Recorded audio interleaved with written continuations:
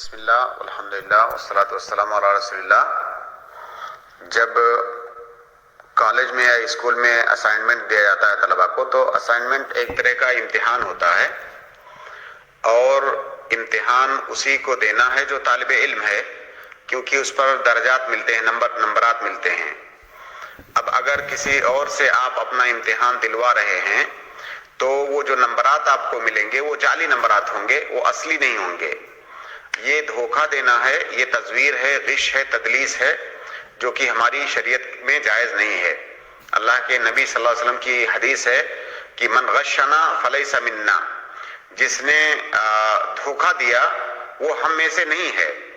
تو دھوکے کی یہ بہت اعلیٰ ترین قسم ہے کہ کوئی امتحان میں چیٹنگ کرے، کوئی امتحان میں کسی اور سے اپنا پرچہ لکھوائے اور اس پر وہ نمبرات حاصل کرے۔ لہٰذا یہ کسی بھی طرح سے جائز نہیں ہے۔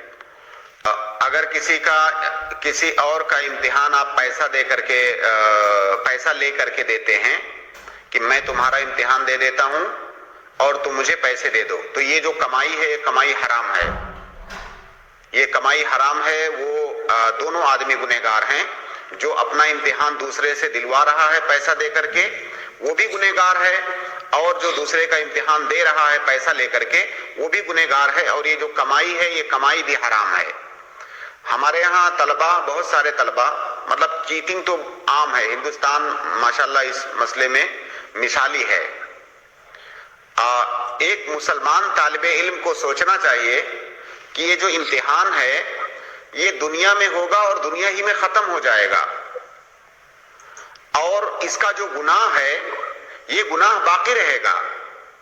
تو امتحانات میں چیٹنگ کو مسلمان طلباء کو اپنے دینی اور اخروی جو ہے نقطۂ نظر سے دیکھنا چاہیے۔ یہ ایسا مسئلہ نہیں کہ آپ نے صرف امتحان میں چیٹنگ کیا ہے، آپ نے گناہ کا کام کیا ہے۔ ملک کا جو قانون ہے یا جو تعلیمات کا نظام ہے ملک کے اندر، اس کی مخالفت تو ہے ہی۔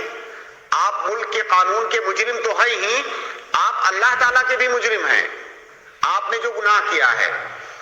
لہٰذا مسلمان طلباء کو اس ناحیے سے سوچنا چاہیے کہ ہم فیل ہو جائیں گے یہ منظور ہے، ہم فیل ہو جائیں گے کوئی بات نہیں ہے، لیکن چیٹنگ نہیں کریں گے۔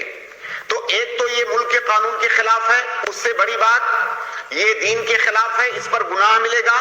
تیسری بات یہ انسان کی رجولت کے خلاف ہے، مطلب انسان کا ضمیر اس بات کو کیسے گوارا کرے گا کہ امتحان کسی اور نے دیا، نمبرات میں لوں اور مارک شیٹ میں لوں، سرٹیفکیٹ میں لوں؟ یہ کیسے کوئی غیرت مند انسان تو برداشت نہیں کرے گا، کوئی باضمیر آدمی۔ جب تک وہ سرٹیفکیٹ آپ کے ہاتھ میں رہے گا، اگر آپ کی ضمیر زندہ ہے تو آپ کو کچوکے لگائے گی کہ یہ جو تمہارے پاس سرٹیفکیٹ ہے یہ اصلی نہیں ہے۔ ٹھیک ہے تم بچ گئے، قانون کی نگاہ سے بچ گئے، لیکن اگر ضمیر زندہ ہے تو یہ بات بار بار اس بات کا احساس آئے گا کہ یہ سرٹیفکیٹ ہمارا نہیں ہے، یہ کسی اور کا ہے، یا میں نے اس کو چیٹنگ کر کے حاصل کیا ہے۔ اس لیے ایک طالب علم کے اندر یہ ایٹیٹیوڈ ہونا چاہیے کہ میں فیل ہو جاؤں گا کوئی بات نہیں ہے، فیل ہونا کوئی بڑی بات نہیں ہے، لیکن میں چیٹنگ نہیں کروں گا۔ اس ایٹیٹیوڈ کے ساتھ امتحان حال میں جانا چاہیے۔ اگر آپ چیٹنگ کر رہے ہیں، آپ وہیں پر مر گئے، آپ وہیں پر مرے ہوئے ہیں، فائدہ نہیں ہے آپ کے پڑھنے کا۔ باقی اس کے بعد میں جو ہے اس کا انجام اور بہت ساری چیزیں وہ تو الگ ہے۔ آپ کیسے طالب علم ہیں کہ آپ جو ہے چیٹنگ کر رہے ہیں؟ مطلب جیسے کسی اور کا لڑکا ہو، آپ اس کو اپنا بیٹا کہتے ہیں کہ میرا بیٹا ہے، آپ اس کو سوچ کے دیکھیے، ایسے ہی ہے آپ کسی اور کے لکھے ہوئے پرچے سے سرٹیفکیٹ لے رہے ہیں، کہہ رہے میرا سرٹیفکیٹ ہے۔ بھائی بچہ آپ کا نہیں ہے، وہ کسی اور کا ہے۔